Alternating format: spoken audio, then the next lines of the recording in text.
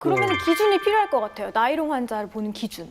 사실은 이제 이 나이롱 환자 아니냐에 대한 부분들은 객관적으로 평가하기는 쉽지는 않습니다. 그러다 예. 보니까 이제 마디모 프로그램 같은 것도 이용을 많이 하거든요. 그게 이제 네덜란드에서 개발돼서 보급이 된 건데 국내에서 2009년부터 도입을 했어요. 그게 뭐냐면은 예를 들어서 이 탑승자하고 보행자의 어떤 상태를 시뮬레이션, 3차원 시뮬레이션해서 실제로 이제 나이롱 환자냐 아니냐라는 구분하는 건데 이게 도리어 후유증도 상당히 큽니다.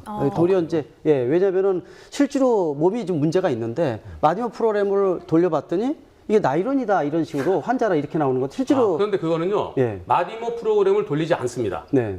우리나라 국가국립과학수사연구원에서 경찰이 저 사람 나이론 같다. 예, 예. 그러면 이거 마디모 프로그램 해달라. 그래서 분석해달라고 하는데 그 마디모는 신경계통, 특히 염자 이런 건 분석을 못해요. 뼈가 부러지거나 어디가 완전히 함몰되거나 이렇게 부딪히면 여길 다친다. 예를 들어서 확실한 부딪힐 때 거. 이쪽인데 왜 왼쪽 다쳤다고 그러냐. 시뮬레 돌려보니까 너 오른쪽 다리가 부러졌어야 되는데 왼쪽 다리 부러졌다는 말이 안 된다. 이런 거는 가능한데요. 그런데 이 살아있는 사람의 근육이나 신경 이런 거 판단을 못해요. 그래서 사체를 대상으로 실험한 거거든요. 사체를 대상으로 해보니까 어디가 부러지더라, 어디가 완전 함몰되더라. 따라서 이 2주 진단, 3주 진단 거기에 대해서 마디모 신청하면 마디모 단어가 한 단어도 안 들어가요. 분석을 안 해요. 국가수는 어떻게 하느냐? 딱 보니까 차의 속도가 8km, 시속 8km 이하였다. 그리고 부딪힌 데를 보니까 여기 범퍼가 좀 이렇게 흠집이 있고 약간 찌그러진 정도이고 차가 완전히 박살나지 않았다. 그렇다고 그러면 안 다친다고 하더라. 누가? 외국 문헌에 의하면. 그런 외국 문헌 전부 다 실험한 거예요. 차에 태워보고 뒤에서 들이받을 테니까 승병 지원자들한테 그 준비라고 해서 안 다쳐요. 그걸 기준으로 해서 안 다친다고 하니까 너도 안 다쳐도 된다. 근데 이 사람은 병원에 다녀요.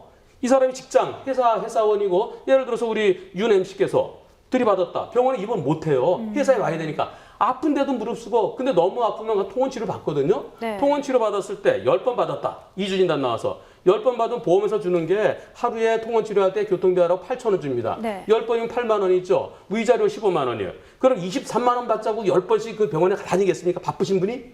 그런데 가정주부, 수험생, 직장인이 그렇게 힘들게 다니는데 그 국가수에서는 이거는 시속이 그렇게 빠르지 않았다. 뒤에서 들이받는 사람 콩이라고 그러는데 앞에 있는 사람은 멍하니 있다 안 되는 거예요.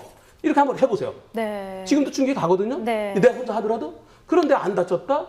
그래서 이 마디모 프로그램을 하지도 않는데 국가수에서 오히려 보험사에 배를 불려주고 그러면 어떻게 해야 되느냐. 난 아픈데 자동차 보험을 안 해주면 건강보험 실을 받게 돼요.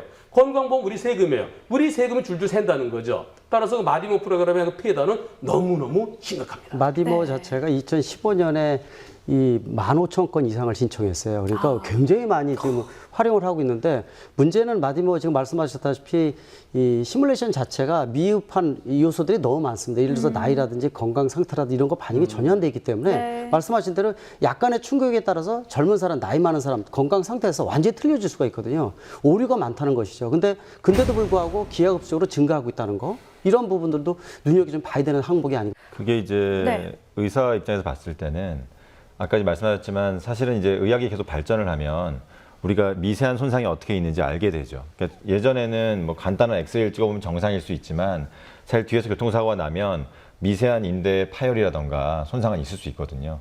근데 사실 이제 그런 것들을 진단이 안 된다고 해서 환자가 과연 그러면 안 아픈 것이냐.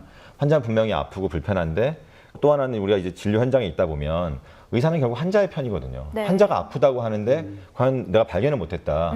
이게 현대의학이 아직 발전을 못해서 발견을 못한 거지 환자는 분명히 불편할 수가 있는 거예요. 그러니까 그런 생각을 하다 보면 아까 변호사님 말씀처럼 이게 다 나이롱 환자는 아닐 수가 있거든요.